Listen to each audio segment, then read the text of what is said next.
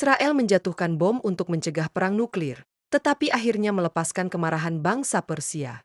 Intelijen Israel, dengan data di tangan bahwa Iran sedang membangun rudal dan bom senjata nuklir yang diduga mampu menghapusnya dari peta, harus mengambil tindakan keputusan yang ekstrim.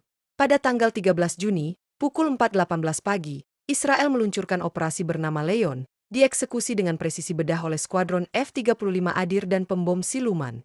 Fasilitas yang terkena dampak adalah fasilitas nuklir rahasia yang terletak di sekitar Natan dan Fort, selain kompleks daerah militer dan pemukiman. Operasi ini menghilangkan ilmuwan tingkat tinggi dan warga Iran yang terlibat dalam program nuklir tersebut. Namun, di Timur Tengah, setiap tindakan kekerasan memiliki konsekuensi yang lebih ganas. Ketika ketakutan mengarah pada serangan pertama, apakah kita memastikan kelangsungan hidup atau justru mempercepat kehancuran diri? Sebuah mahakarya Israel untuk melindungi diri dengan cepat berubah menjadi mimpi buruk. Iran menanggapi dengan hujan rudal dan drone yang mengerikan, menjatuhkan bahan peledak di atas Yerusalem dan Tel Aviv, menunjukkan kepada dunia bahwa mereka memiliki banyak senjata.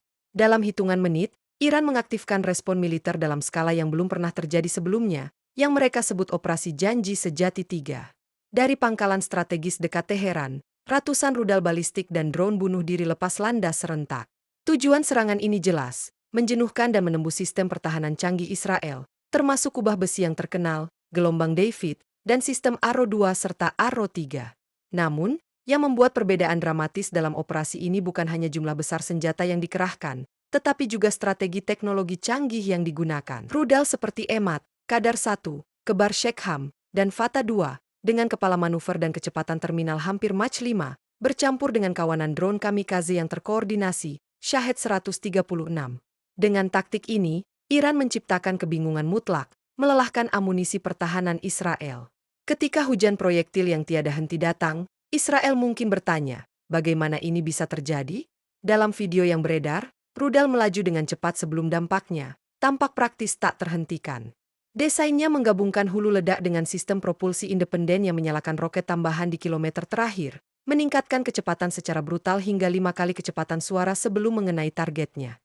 Dari Haifa hingga Tel Aviv, dampak langsung ini meninggalkan kerusakan serius pada infrastruktur penting, dari pembangkit listrik hingga fasilitas pelabuhan. Israel telah bertindak pertama untuk menghindari masa depan yang menghancurkan, namun Iran memastikan bahwa harga yang harus dibayar adalah segera, terlihat, dan menyakitkan. Serangan pendahuluan Israel akhirnya menyebabkan perang yang ingin dihindarinya. Meskipun Israel selalu percaya pada keunggulan teknologi pertahanan udaranya, serangan Iran dari 13 hingga 17 Juni menunjukkan tantangan yang tidak hanya terhadap pertahanan Israel, tetapi juga terhadap perhitungan yang lebih optimis.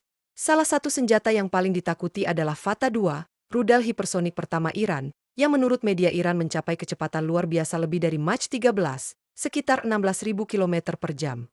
Kecepatan tersebut memungkinkan rudal menempuh jarak antara New York dan London hanya dalam 20 menit. Namun, teror sebenarnya dari Fatah 2 terletak pada kemampuan manuver sistem MARP-nya, kendaraan masuk kembali yang dapat bermanuver.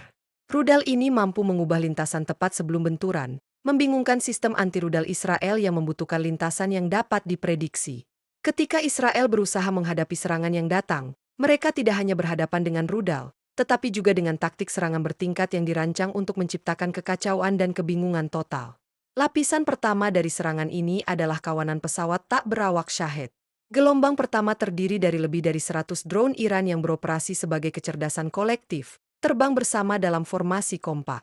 Saat Israel berusaha mengatasi ancaman tersebut, gelombang kedua, yaitu rudal balistik Shahab 3, mulai beraksi. Rudal ini, dengan kecepatan sekitar 6.174 km per jam, dapat membawa hulu ledak yang menghancurkan. Akhirnya, lapisan ketiga muncul, rudal hipersonik Fatah 2, senjata pamungkas yang dapat menembus atmosfer dengan kecepatan agresif.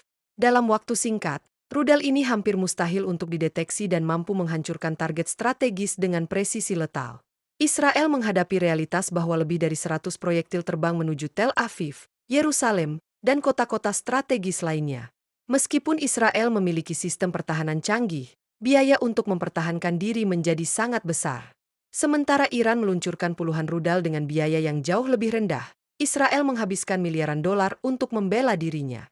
Ini mengungkap kelemahan nyata dalam sistem pertahanan Israel yang belum pernah menghadapi strategi musuh yang seefisien ini.